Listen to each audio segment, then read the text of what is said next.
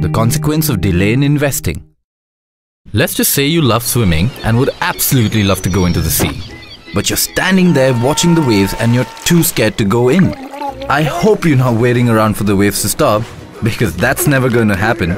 You'll end up waiting and waiting and missing out on a really great time to swim. It's true. Unfortunately, a lot of investors are just like that. They wait for the waves to stop because they're afraid of risks, or they just don't have enough information about the real investment environment. They think the market is too volatile and they're waiting for it to stabilize.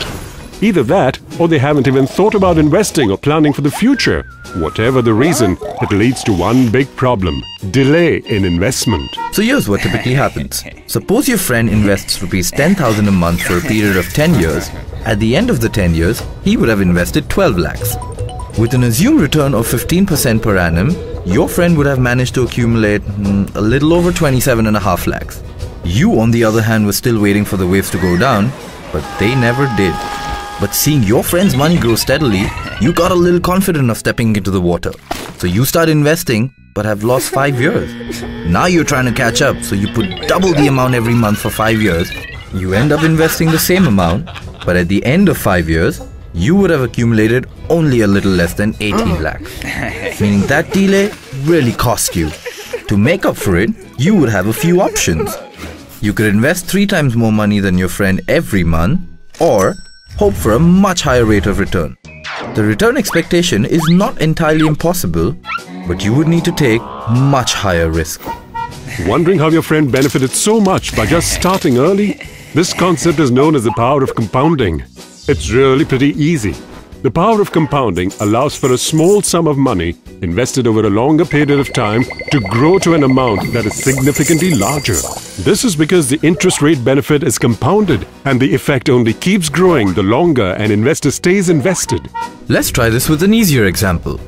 Say you invest 50,000 rupees in 1 year and get a 10% return on that investment.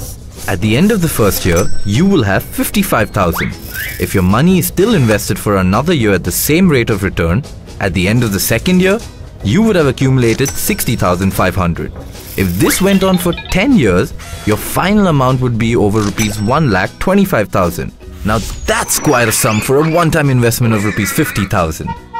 In other words, compounding is the interest you earn on your interest. You see, you've got to realize that the money accumulated depends not only on how much you invest, but more importantly, on how long you invest. The bottom line is, it pays to start early, invest regularly, and stay invested.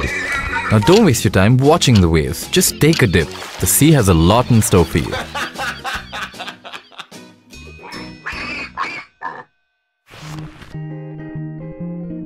We hope you enjoyed watching the video.